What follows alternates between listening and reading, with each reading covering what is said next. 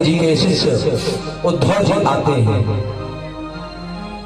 वसुदेव जी महाराज उद्धव से कहते हैं, उद्धव जाओ ना, पूछो ना केशव से, कृष्ण से पूछो ना कि हमारी मथुरा में उन्हें क्या तकलीफ है।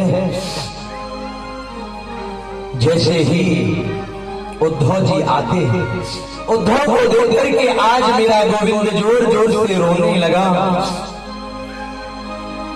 उद्धव जी कहते हैं, क्या बात है केशव? कन्हैया जोर जोर से हिचकियों से रोते हैं, उद्धव ब्रज मोहि बिसरत नाहि। अरे उद्धव, मैं अपने ब्रजवासियों से बहुत झूठ बोल बोल के आया हूं भैया। मैया यशोदा मेरे बिना एक क्षण भी नहीं रहती थी। आज कितने दिन हो गए मैया यशोदा को छोड़े। क्यों? तो आज मुझे मैया यशोदा की याद आ रही है, ब्रजवासियों की याद आ रही है, सखाओं की याद आ रही है। तो क्या वो यशोदा मैया ब्रजवासी सखा मुझे याद करते होंगे? उद्धव जी कहते, बाहरे कन्हैया, तुम्हें ब्रजवासियों की याद आ रही है, धन्य है। आपको साक्षात ब्रह्म है, ब्रह्म को याद आती है। कन्हैया कहते हैं, उद्धव तुम मेरे ब्रज में जाओ, मेरी वृंदावन जाओ और मेरा समाचार मैया यशोदा को, गोपियों को कह के आना। उद्धव जी कहते हैं, अरे मैं ज्ञानियों में अग्रगण्य गुरु बृहस्पति जी का शिष्य जब वृंदावन जाऊंगा और वो साधारण ग्वालनिया को जब वेदांत की परिभाषा बताऊंगा, वेद वेदांत की भाषा को से बोलूंगा, तो क्या मेरी भाषा को समझेंगी? मेरे ऋषियों ने मन में विचार किया, वाह उद्धव, ज्ञानी तो हो लेकिन अहंकार भरा पड़ा है। जिन्हें साधारण ग्वालनिया एक ब्रह्म को अपनी उंगली पर नचा दिया, उन्हें आज उद्धव साधारण ग्वालनिया बताता। उद्धव जाओ, थोड़ा सरल भाषा में कहना, मेरा समाचार सुनाना, और हाँ मेरे रथ से जाना, जिस रथ से मैं आया हूं, और मेरी काली कमरिया ओढ़ करके जाना, क्योंकि मेरे ब्रजवासी सिवा मेरे किसी और से बात करना पसंद नहीं करते।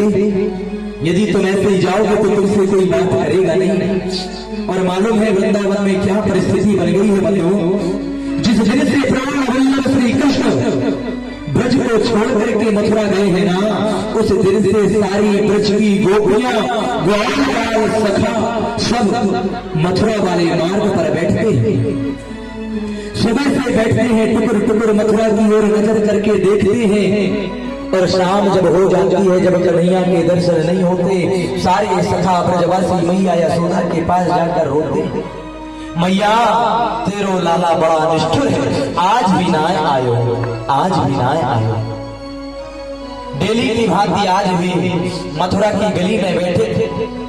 आज उद्धव जी रथ पर बैठ करके आए हैं, काली कमरिया ओढ़ करके आए हैं। मथुरा वाली गली पर जैसे ही ब्रजवासियों ने दूर से चमकते हुए रथ को देखा, उछल पड़ते हैं, अरे हमारा कन्हैया आ गया, हमारा लाला आ गया। हमने कहा था ना कि हमारे बिना उसका भी मन नहीं लगेगा।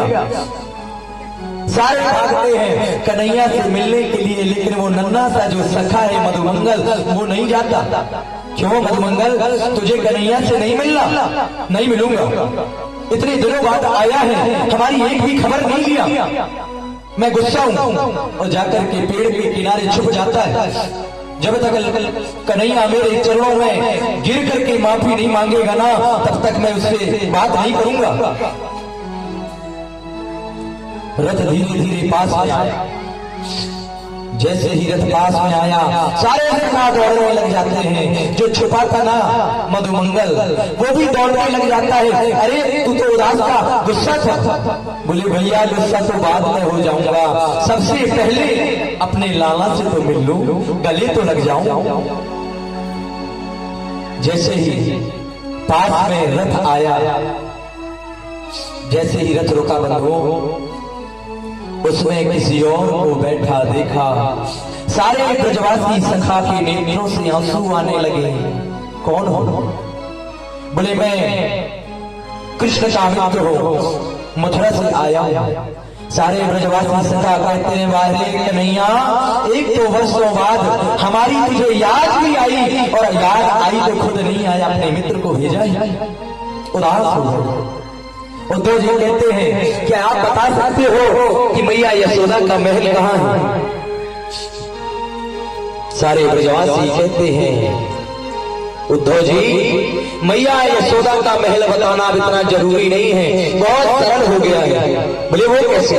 बोले ये जो पनारे बह रहे हैं ना, ये जो नाली से पानी बह रहा है, बस इस पानी के सहारे सहारे चले जाओ, जहां से इसका उद्गम स्थल है वही मैया यशोदा का महल है। लाखों मैया, लाखों ब्रजवासी सखा गोपियां मैया यशोदा के रोने का अश्रु ही आज नाली बनकर के बह रहे हैं। उसी समय उद्धव जी के ज्ञान की पहली सीढ़ी खिसक जाती है। हे भगवान, इतना भी प्रेमी है कोई इस संसार में?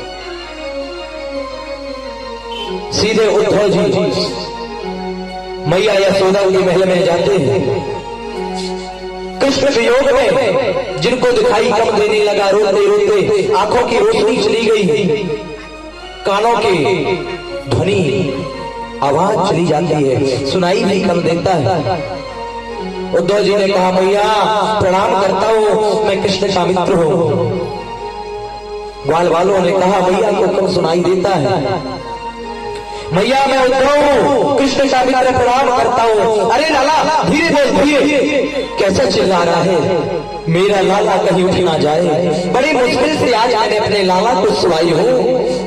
कभी माखन मांगे, कभी चंदा मांगे, कभी बहू मांगे, जैसे जैसे मैंने अपने लाला को सुलाया और तू चिल्लाए हो तो मेरा लाला कहीं उठ ना जाए।